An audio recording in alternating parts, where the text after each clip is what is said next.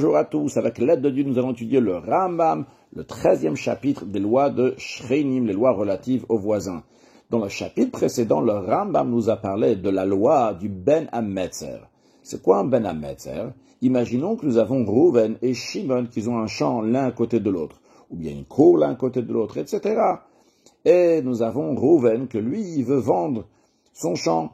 Si Reuven va vendre son champ à Lévi, il a vendu par exemple 100 mètres carrés à 100 000 euros, eh bien Shimon, qui est le voisin du champ de Reuven, il va dire à Lévi, va-t'en d'ici, tiens, je te donne 100 000 euros et va acheter ton champ ailleurs. En effet, on apprend ça du fait que la Torah, elle dit, va si t'es à Tova Yachar, tu vas faire ce qui est bon et ce qui est droit. On dit c'est bon et droit de vendre le champ. Celui qui va acheter le champ, soit plutôt le voisin, soit plutôt Shimon, vu que lui, ça va lui faciliter de faire le travail de deux champs qui sont collés, plutôt que avoir un champ d'un côté de la ville et un autre champ de l'autre côté de la ville ou du quartier, etc. Tandis que Lévi, qu'est-ce qu'il vient faire ici? Lévi, avec 100 000 euros, il peut acheter le même champ ailleurs, alors qu'il aille ailleurs pour acheter ce champ. On a appris aussi qu'il y a certaines exceptions dans lesquelles il n'y a pas la loi de Din Ben Hametzer. Donc dans la suite, quand on parlera du Ben Hametzer, on l'appellera tout simplement le voisin. Littéralement, le Metzer, c'est la limitation qu'il y a entre un champ et un autre champ. Le Ram nous dit qu'un Notel Matana, si Reuven, il a donné un cadeau à Lévi, il a donné son champ en cadeau, sa cour en cadeau, eh bien, Mbadin Ben Hametzer, il n'y a pas la loi du Ben Hametzer, il n'y a pas la loi du voisin. En notre mot, Shimon, le voisin, ne peut pas dire à Lévi, je vais te payer ce que tu as payé toi pour le champ, parce que ici il n'y a pas de paiement. Ici c'est un don, on lui a donné un don. En général, on le dit à Lévi, qu'est-ce que tu achètes ici juste à côté? Moi je suis à côté, je suis le voisin, moi je vais acheter. Alors va acheter ailleurs. Mais ici, Shimon ne peut pas dire à Lévi, va prendre un cadeau ailleurs. Reuven, c'est le voisin de Shimon, il a donné un cadeau à Lévi. Lévi n'a pas à dire prendre un cadeau. Maintenant, il y a Katuv Bishtar Matana Shacharayut Matana Zoal Noten. Si dans le document de donation, il y avait écrit que le donateur se porte garant sur ce champ-là, il prend la responsabilité, une garantie hypothécaire, dans ces cas-là, Yesh Badin Ben Hametzer, il y a oui la loi du voisin, et Shimon peut oui renvoyer Lévi qui a reçu le cadeau de Reuven. Pourquoi? Parce que Oil Veyesh Ba'acharayut, vu qu'il y a une garantie hypothécaire, eh bien non, ici, c'est une ruse, ce n'est pas un cadeau que Reuven il a fait à Lévi. Mechirai, il a vendu à Lévi. Velo Katav Matana, pourquoi il a écrit, c'est un acte de donation, pourquoi il n'a pas écrit c'est un acte de vente? La seule raison, justement, la levat el srut ben hametzer, pour annuler le droit du voisin, pour pas que Shimon va venir chez Lévi, lui dit, va-t'en d'ici, qu'est-ce que tu fais là? C'est à moi de l'acheter, pas toi, va acheter ailleurs, pour pas que Shimon va venir et renvoyer Lévi. C'est pour ça que Reuven, à la place de vendre à Lévi, il a dit qu'il fait un cadeau, mais en vérité, il a oui vendu à Lévi. Maintenant, lorsque Shimon va donner de l'argent pour renvoyer Lévi que soi-disant il a eu un cadeau, combien il va lui donner?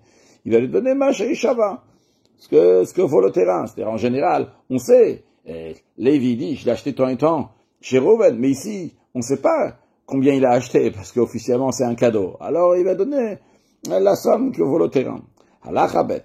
Maintenant, c'est Amaralokeach. Si, en effet, l'acheteur, soi-disant qui a reçu un cadeau, soi-disant le donateur, il a dit Kanu, il a dit à Shimon, c'est vrai, t'as raison, c'est vrai, ramassez-nous. On a fait un stratagème, on a fait ici une ruse, c'est bien une vente. Ou bekar knitia. Et en effet, moi, Lévi, je l'ai acheté de Reuven pour tant et tant. Donc, donne-moi cet argent, toi, Shimon, comme ça tu vas prendre le champ qui est juste à côté de chez toi. Eh bien, Nishba bin Kitat Chafetz, Lévi va jurer avec un Sefer Torah à la main qu'il a payé telle et telle somme, Venotel, et il va prendre, c'est-à-dire que Shimon, le voisin de Reuven qui a vendu à Lévi, il va donner la somme d'argent, Kedin Kol Ashluchim, comme la loi de tous les mandataires. C'est-à-dire que lorsqu'il y a un mandataire qui a fait des dépenses pour la personne qui l'a envoyé, il jure qu'il a dépensé tant et tant, eh bien, le méchalet à celui qui l'a envoyé, il va payer tant et tant. Comme nous avons appris dans le chapitre précédent, le Ram va le souligner encore plus, à nouveau dans la suite de ce chapitre-là, que lorsque nous avons quelqu'un qui achète à côté du Ben Hametz, à côté du voisin, vu que c'est le voisin qui aurait dû acheter, eh bien celui qui a acheté, il est le mandataire du voisin, c'est-à-dire dans notre cas, l'exemple que nous avons donné, Lévi qui l'a acheté de Shimon, c'est le mandataire de Rouven. Donc de la même manière qu'en principe toujours, le mandataire il va jurer et le Meshaléach va lui payer en fonction de ce qu'il dit combien il a dépensé. La même chose aussi ici. Le Ramam dit, Veiraili, mais il me semble, et il faut qu'il déclare une somme d'argent qui convient environ au prix de ce terrain-là. Il y a termeat ou légèrement un peu plus, qu'on peut faire une petite erreur.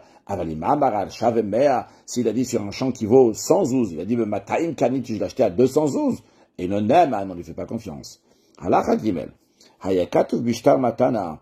S'il y avait écrit dans ce document de donation, Vekibalti alai acharayut matanazo. Moi, le donateur, j'ai pris la responsabilité sur ce cadeau-là. Shimteitse miyado. Que si quelqu'un va lui prendre ce champ-là à cause de moi, etelno mataim, je vais lui donner 200 zouz. Eh bien, notelno benametzer mataim. Eh bien, le voisin doit lui donner 200, même si c'est un champ qui vaut seulement 100. Après, il va le renvoyer, c'est-à-dire que Shimon va donner à Lévi 200 zouz, et après, il va pouvoir prendre ce champ-là, bien qu'il vaut seulement 100 zouz, parce que le fait que ce soi-disant donateur, donc ce vendeur, il prend la responsabilité de donner 200 zouz à Lévi si ce champ va lui être pris, c'est une preuve qu'en effet, il a reçu 200 zouz, parce que sinon il ne serait pas engagé pour 200 zouz. Halakha dalet. Si il a échangé une cour avec une autre cour. Donc, nous avons encore une fois Rouven et Shimon, chacun d'eux, il a une cour l'un côté de l'autre. Et Rouven, lui, il a échangé sa cour avec Lévi qui vient d'ailleurs. Donc maintenant, c'est Lévi qui se trouve dans la cour. Eh bien, En Badin Ben Metzer, ici, il n'y a pas la loi du voisin. En autre mot, Shimon ne peut pas renvoyer Lévi, car en effet, Lévi va dire à Shimon, la cour que tu veux me donner ailleurs, elle ne ressemble pas à la cour que moi j'avais et que j'ai donné à Rouven à la place de son champ, de sa cour. Si il a échangé une cour, c'est-à-dire que Rouven il a donné sa cour à Lévi, en échange Lévi lui a donné ou Behema, un animal, ou Bishamitalten, ou bien d'autres biens immobiliers, eh bien, Roy, le tribunal, va évaluer de Meota Behema, la valeur de cet animal que Lévi a donné à Rouven, de Meota Mitalten, ou bien l'argent, combien valent ces biens mobiliers. Venoteno ben Hametzer ou Mesalko. Et le voisin Shimon va donner la somme d'argent que valent cet animal, ou bien ce bien mobilier, à Lévi, et il le renvoie. Et l'acheteur Lévi ne peut pas dire à Shimon ben Hametzer, le voisin de Rouven, Tenli kemin shela kartibo. Donne-moi exactement le même animal, le même bien mobilier que j'ai acheté chez Zohar Ramaï, que j'ai donné chez Zohar Ramaï, parce que ça c'est une ruse. Ve'ina moedet klum. Elle sert à rien, parce qu'en général, les gens, c'est pas comme dans une cour qui disent exactement cette cour-là, elle n'est pas la même, et ils sont macpic cette dafka cette cour-là. Mais ici, c'est bien mobilier, il peut en trouver. Bien mobilier qui ressemble au précédent. De même, ne pas lui dire, ah, c'est difficile pour moi d'aller acheter un animal, des biens mobiliers, parce que c'est des choses qui sont faciles à acheter. Et la seule et unique raison pourquoi Lévi fait ça, parce qu'il sait que Shimon n'a pas un animal, ou bien n'a pas de biens mobiliers, c'est la raison pour laquelle il vient avec ces histoires de biens mobiliers ou bien d'animaux. Alachahe. Nous avons ici sur l'image deux champs. Le champ à droite qui a Shimon, le champ à gauche qui a Rouven. Rouven a vendu une partie de son champ, qu'on peut voir au milieu de l'image gauche, au milieu du champ de Rouven. Il a vendu une partie à Lévi. Maintenant, Lévi devient le Ben Hametzer, le voisin de Rouven. Puis après, Rouven vend encore une autre partie de son champ à Lévi. Mais l'autre partie du champ qu'il a vendu à Lévi, comme on peut voir sur l'image, la partie claire, elle a maintenant deux voisins. Parce que il y a aussi Shimon qui est à droite, qui est voisin de cette parcelle de terre que Rouven a vendue à Lévi. La question qui se pose, on veut savoir, est-ce que Rouven il est en train de faire une ruse ici ou pas? Est-ce que Lévi est en train de faire une ruse ici en achetant de Rouven cette partie en plein milieu de son champ? Comme ça, après, il va pouvoir acheter la partie d'à côté. Et quand Shimon va dire, hey, mais c'est moi le voisin, Lévi va dire, mais moi aussi je suis voisin. Alors voyons dans Halacha comment ça se passe. Machalo karka me'at be'emtsa sadeu. S'il a vendu une petite partie de son terrain au milieu de son champ, ve'achakar machalo karka be'tsad otache be'emtsa. Et après ça, Rouven, il a vendu encore une parcelle de terre de son terrain, de son champ, à Lévi, la partie qui est juste à côté. Et cette partie qui est juste à côté, il y a aussi un autre Ben Ametzer, il y a aussi Shimon. Shimon, il dit, hey, Lévi, qu'est-ce que tu fais là? C'est à moi d'acheter ça. Eh bien, Roïn, le tribunal, va voir. Si la première partie que Rouven, il a vendue à Lévi, c'est une parcelle de terre qui est de bonne qualité, de particulièrement bien, ou bien particulièrement mauvaise, donc Ziburit. Les gars, par rapport au terrain qu'il a vendu après, à la fin, donc en autre mot, que d'abord il a vendu une parcelle de terre qui a une particularité, et après l'autre elle a une autre particularité, ou tout simplement n'a pas de particularité. Donc on voit, il y a une différence ici en ce qu'il a acheté avant et ce qu'il achète maintenant. Dans ces cas-là, on dit que c'est une vente qui est sincère. Et Zachar Lokreach, Lévi fait acquisition de ce nouveau terrain, cette nouvelle parcelle de terre qu'il achète. Et le voisin Shimon ne peut pas le renvoyer. Pourquoi? Car en effet, Lévi lui-même, c'est un voisin. Parce que il a acheté déjà une parcelle de terre au milieu du champ de Rouven. Et vu que les deux parcelles de terre, la première que Lévi a achetée et la deuxième que Lévi a achetée, ne sont pas de la même qualité. Donc c'est tout à fait possible que ça soit en effet une vente qui a été un achat, qui a été fait de manière sincère, non pas ici pour faire une ruse, qu'en effet au début, Lévi voulait acheter uniquement cette parcelle de terre parce qu'elle a une particularité. Et après il a dit, bon, j'aimerais acheter encore une autre partie chez toi à Rouven. Et donc en effet, il a fait cet achat-là. Non, par contre, par contre, si cette deuxième parcelle de terre est exactement la même, il n'y a pas de différence de qualité entre la parcelle de terre qu'il a déjà vendue en premier, Marim, dans ce cas-là, ce qu'il est en train de faire ici, Lévi, c'est une ruse. Il a dit à Rouven, écoute, Shimon, il va vouloir t'acheter ton champ, mais moi, je veux te l'acheter. Tu sais ce qu'on va faire? Tu vas vendre en plein milieu de ton champ une parcelle de terre, je vais te l'acheter. Après, je vais devenir le voisin de l'autre parcelle de terre, je vais l'acheter aussi. Pourquoi il achète comme ça une parcelle de terre après une autre? La première, c'était pour commencer sa ruse, pour acheter la deuxième. Donc, dans ce cas-là, Ben Ametzer, et donc Shimon, le voisin, mais ça, le kotomina de chez Kanabasov, il le renvoie du champ qu'il a acheté à la fin. C'est le deuxième champ, il peut le renvoyer. La deuxième parcelle de terre, la parcelle de terre qui est en plein milieu du champ de Rouven. Shimon n'est pas voisin. Il n'y a que Rouven qui est voisin tout autour de la parcelle de terre qu'il a vendue à Lévi qui est en plein milieu du champ de Rouven. Mais de la deuxième parcelle de terre, Shimon va lui donner les sous à Lévi et il va le renvoyer. Halachavav, amocher al tnaï. Toujours on a Rouven et Shimon à côté de l'autre. Rouven vend à Lévi à telle et telle condition, une condition qui a été stipulée aussi bien peut-être par le vendeur Rouven ou bien par l'acheteur Lévi. Ben Shimon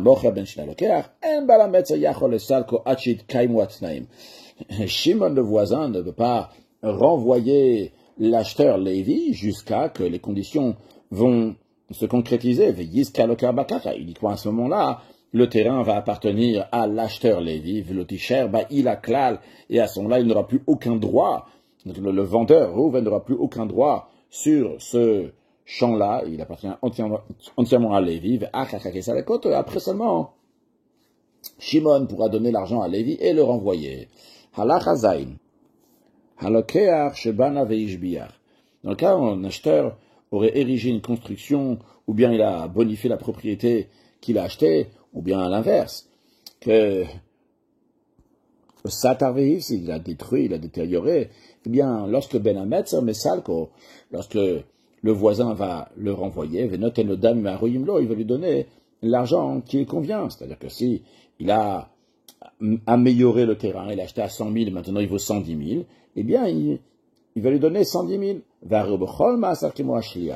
L'acheteur, Lévi, dans tout ce qu'il est en train de faire, il est comme si c'était le mandataire de Shimon. Et donc, ce qu'il a fait, c'était pour le bien de Shimon. Et Shimon va le payer. Donc, en d'autres mots, ici, Lévi ne peut pas dire, écoute, moi je vais prendre les 10 000, et après, toi tu vas prendre le reste du champ. Non, il ne prend rien du tout dans ça. Tout appartient à Shimon. De même, dans un cas, si l'acheteur, c'est-à-dire Lévi, il a emprunté de l'argent de Yehuda. C'est-à-dire, encore une fois, nous avons Reuven et Shimon qui ont un champ l'un à côté de l'autre, et Reuven, il vend son champ à Lévi, et Shimon va venir plus tard pour dire, hey, Lévi, qu'est-ce que tu fais ici? T'as acheté à 100 000 euros, tiens, prends 100 000 euros et pars d'ici. Avant que Shimon va venir pour renvoyer Lévi, entre-temps, Lévi, il a emprunté de l'argent de Yehuda. Et après, en effet, Shimon, il est venu pour le renvoyer, et voici comme un Metzer. En effet, Shimon, le voisin, il a renvoyé Lévi. Un Baal Chov shelo toref miyad ben Ametzer. Le Baal Chov, le créancier de Lévi, c'est-à-dire Yehuda, ne peut pas prendre ce terrain-là, qui est maintenant chez Shimon, en disant à Shimon, écoute, c'est Lévi qui était là, Lévi a emprunté de l'argent lorsqu'il avait ce champ appartenait à Lévi, et donc maintenant qu'il n'avait pas de quoi rembourser, je vais prendre ce champ-là. Non, Yehuda, il ne peut pas faire ça. Le malvel, le prêteur, ne peut pas prendre ce champ-là. Pourquoi? Car on revient au principe que ce qu'a fait Lévi, c'était en tant que mandataire de Shimon.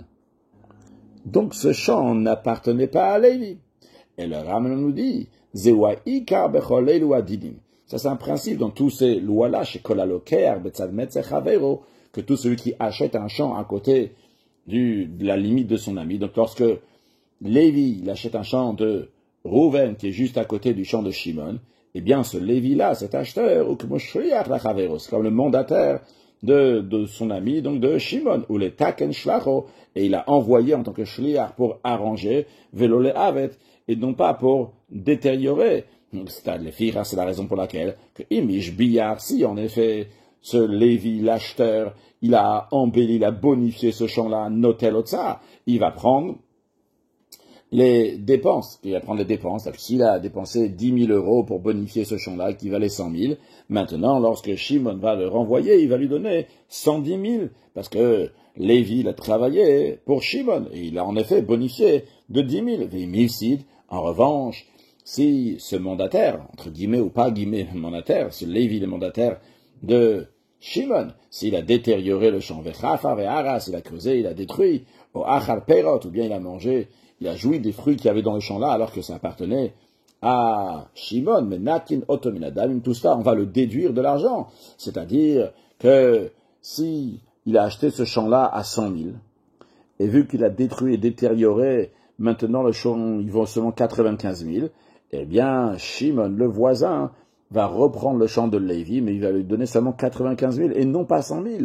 Parce qu'un shliach, il doit arranger, il doit améliorer. Parce que le Meshaléach, celui qui l'a envoyé, lui dit, je t'ai envoyé pour améliorer les taken, non pas les avet, non pas pour détériorer.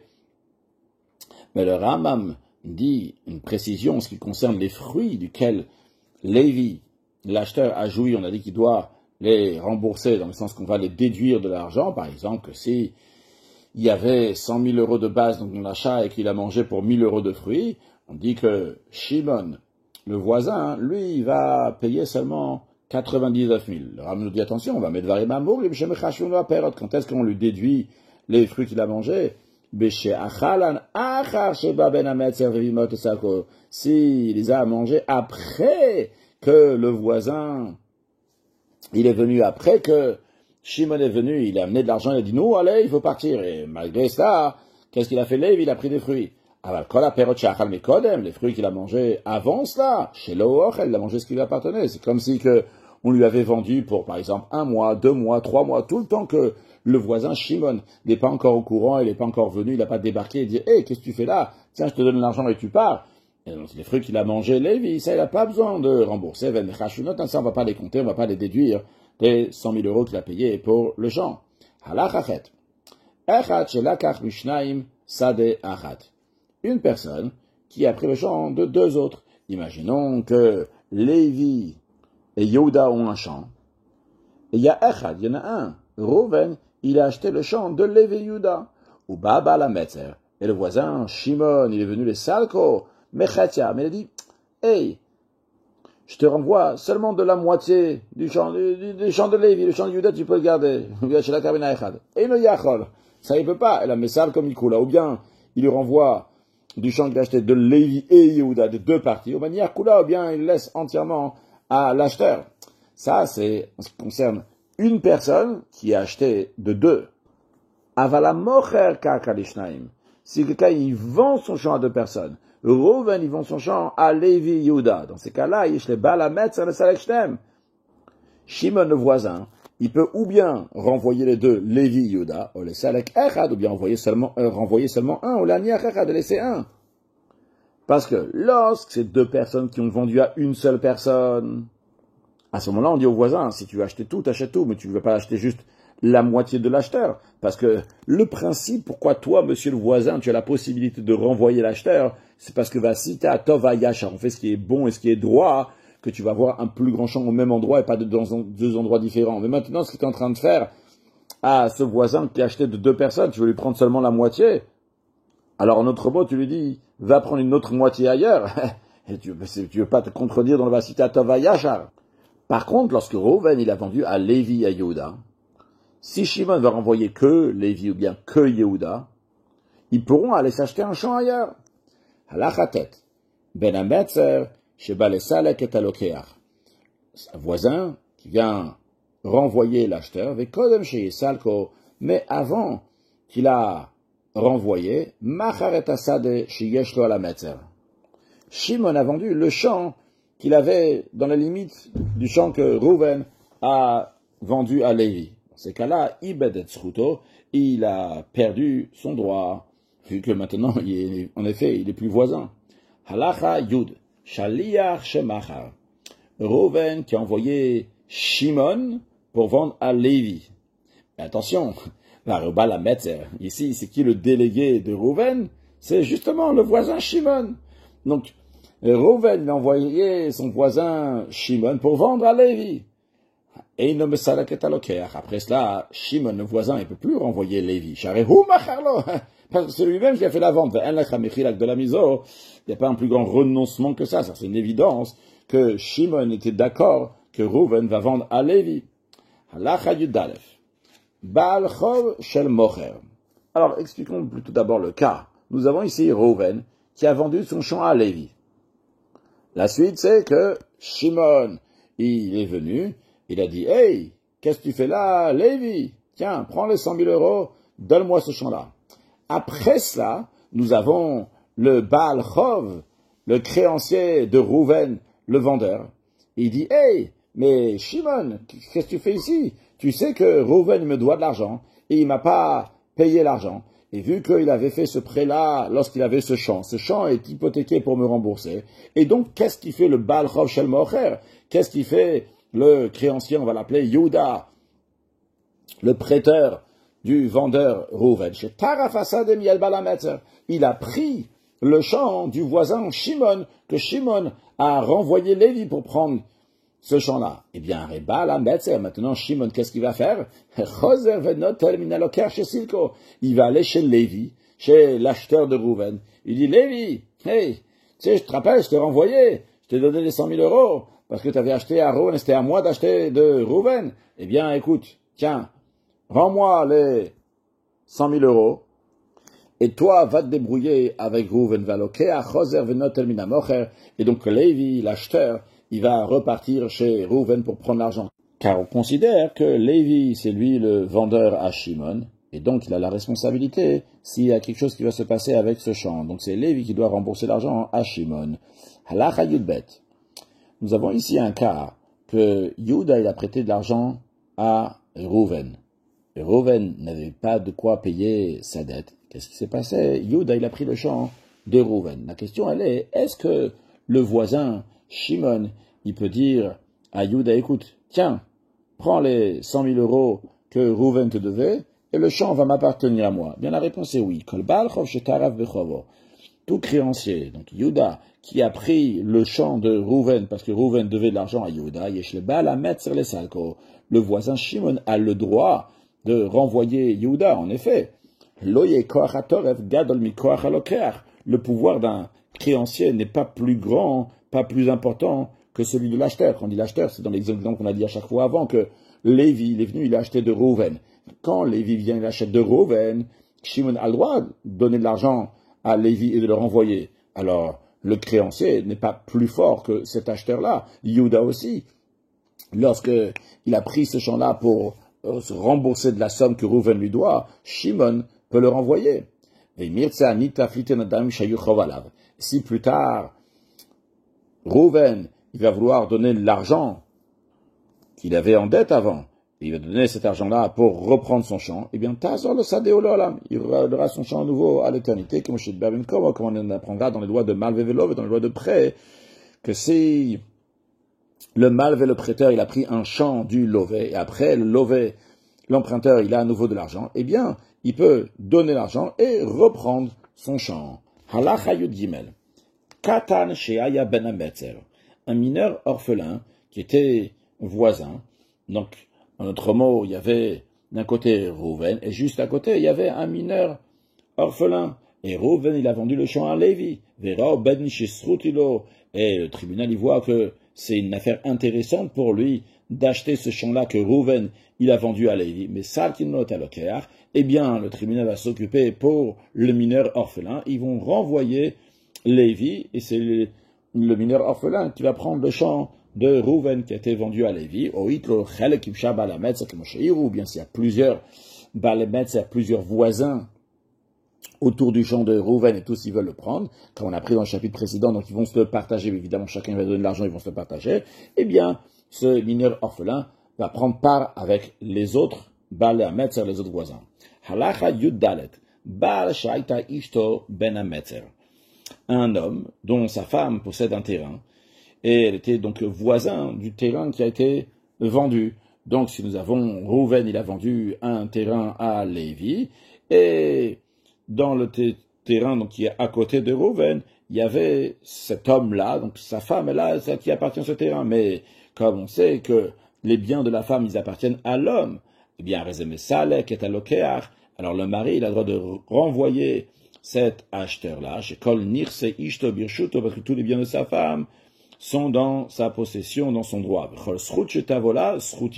Et tout avantage qui parvient à la femme, c'est un avantage pour son mari, vu que c'est un avantage, donc il va avoir le champ juste à côté, donc il peut renvoyer l'acheteur.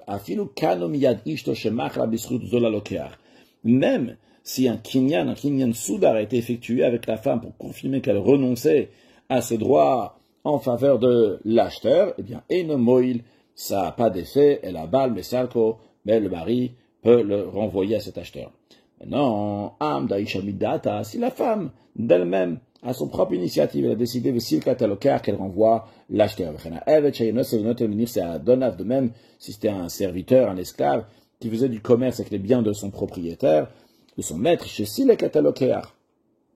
et lui-même, donc, il a dit à l'acheteur, va-t'en d'ici, je vais acheter au nom de mon maître le champ qui est juste à côté. Alors que ce soit la femme ou le maître, ou l'esclave, imratsa abal ou adon. Donc si le mari, il était d'accord lorsque la femme, elle a fait ça, ou bien le maître, il était d'accord lorsque son esclave, il a fait ça, mais kayem alidem, eh bien, il a la possibilité de maintenir ce qui a été fait, ce que sa femme a fait, bien ce que son esclave a fait. Veimratsa, et si ils veulent pas, alors kayem, ils vont pas maintenir, vetazola loker, viyazir adamim, et donc, le terrain va être restitué à l'acheteur, et qui va rendre l'argent. Conclure avec un mot de Chassidut, la notion de bar metzra existe aussi dans le temps. Par exemple, le temps qui est dans les alentours de Shabbat, avant Shabbat, après Shabbat, il prend lui aussi de la sainteté du Shabbat. Donc à nous de rendre saint aussi bien le temps, aussi bien l'espace, et amener Mashiach, na, une excellente journée.